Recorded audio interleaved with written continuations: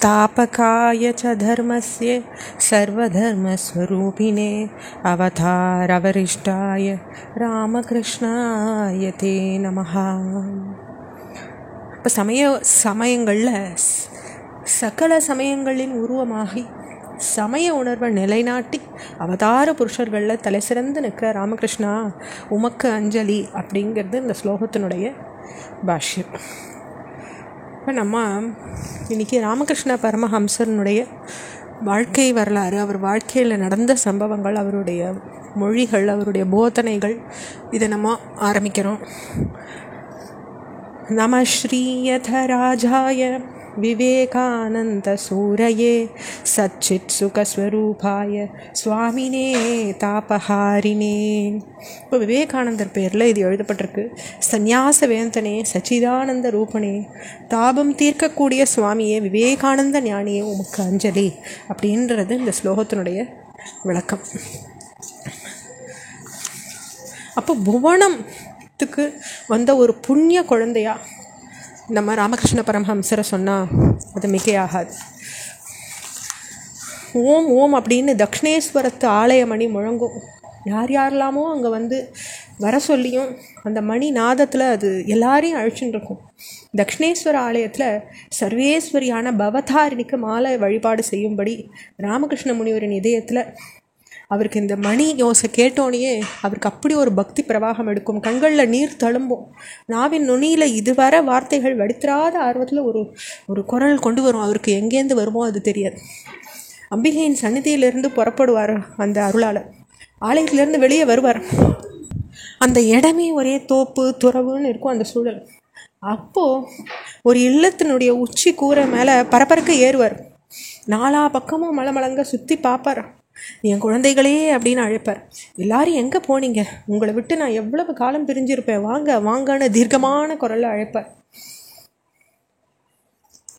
ஒரு நாவின் நுனியில் துளும்பி இருந்த ஆர்வம் அங்கே வந்து சொல்லா வந்துட்டே இருக்கும். ஆலயத்தை தொட்டுண்டு ஓடுற கங்காதேவின்னு அவருடைய அழைப்புக்கு தன்னுடைய ஆல நாக்குகளை சலசலன்னு விட சொல்கிற மாதிரி இருக்கும். அப்படி அந்த கங்கை கரை பிரவாகமாக ஓடின்னு இருந்த அந்த இடத்துல.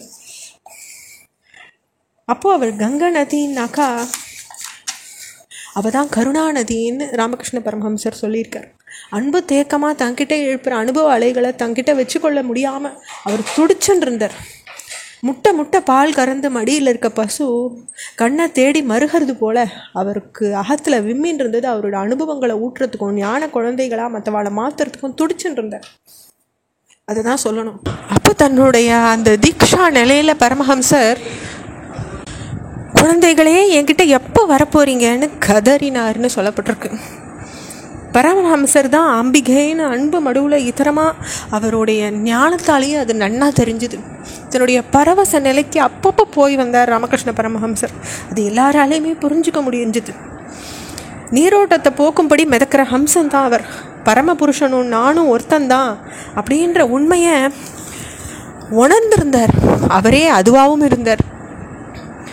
அப்போது அந்த கருணையினுடைய காரியத்தால் தான் அவருக்கு அந்த சிந்தாக்குளம் ஏற்பட்டது. அந்த பரவச நிலையே உண்டாச்சு. மேகம் எவ்வளோக்கு அவ்வளோ மேலே போகிறதோ அவ்வளோக்கு அவ்வளோ குனிஞ்சு மழையை இந்த மண்ணுலகத்துக்கே ஆவேசமாக கொடுத்துடுறது போல் மேலே மேலே வசதியான நிலைக்கு போகிற மகான்களும் கருணையால் குளிர்ந்து இந்த மண்ணுலக மாந்தர்களுக்கு தான் அவளுடைய அறிவு மழையை பொழிஞ்சு செழிப்பாக அவளை வாழ வச்சுருக்காங்க. ராமகிருஷ்ண யோகியும் அப்படித்தான் அவர் எப்பயுமே துடிச்சுட்டு இருந்தார். அவரை நாடி யாரும் வராமலும் இல்லை. யாரெல்லாம் வரணுமோ அவள்லாம் வந்துட்டு தான் இருந்தாள். ஆனால் அவளுக்கு ராமகிருஷ்ணன் சேகரித்து வச்சுருந்த ஞான அமுதம் அவ்வளவும் தேவைப்படலை. அதனை முழுசவும் சுவைக்கவும் அவளுக்கு ஞானம் இருக்கலை. லௌகீக புழுவா பூச்சி விஷயங்களே அவளுக்கு பெரும்பாலோருக்கு தேவைப்பட்டது. இந்த கூட்டத்தை கருணைக்கடலான அந்த பரமஹம்சர் அவளால் தாழக்கூட முடியல. அவள் கேட்ட கேள்விகளுக்கெல்லாம் அவரால் அதை சகிச்சுக்கவே முடியல.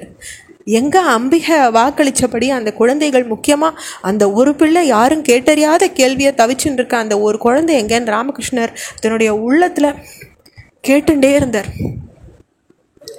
அந்த அடியவர்களை எப்பயுமே பரதெய்வத்தை சோதிப்பா இல்லையா, அப்படி பரமஹம்சரையும் நிறைய சோதனையை சோதிச்சா. அந்த பரதெய்வத்தை சோதிக்கிறத விட சோதனையை நீக்கிறதுலையே அவள் அதிகமாக சமர்த்தலாயிற்றே. அதனால் அதையும் ராமகிருஷ்ண பரமஹம்சர் விஷயத்தில் மெய்ப்பிச்சு காட்டிட்டா அந்த தேவி. அப்படித்தான் சொல்லணும். மலர நாடி வர வண்டு போல ராமகிருஷ்ணர்கிட்ட ஊரை ஞானத்தேன பருக மெய்யடியார்கள் ஒவ்வொருத்தராக வர ஆரம்பித்தாங்க. கடைசியாக அந்த ஒரு பிள்ளையும் யாரும் கேட்டறியாத தன்னுடைய கேள்வியோடு ஜொலிச்சுண்டு அந்த தக்ஷிணேஸ்வரத்துக்கும் வந்து சேர்ந்தார். அந்த சில நாட்களுக்கு முன்பே, அதாவது 1881 நவம்பர் மாதத்தில் கல்கத்தாவில் சுரேந்திரநாத மித்ரனின் இல்லத்தில் அந்த பிள்ளையை பார்த்தார் குருதேவர். இதனுடைய தொடர்ச்சியை அடுத்த பகுதியில் பார்க்கலாம். ஓம் ஸ்ரீ ராமகிருஷ்ணாய நமஹ.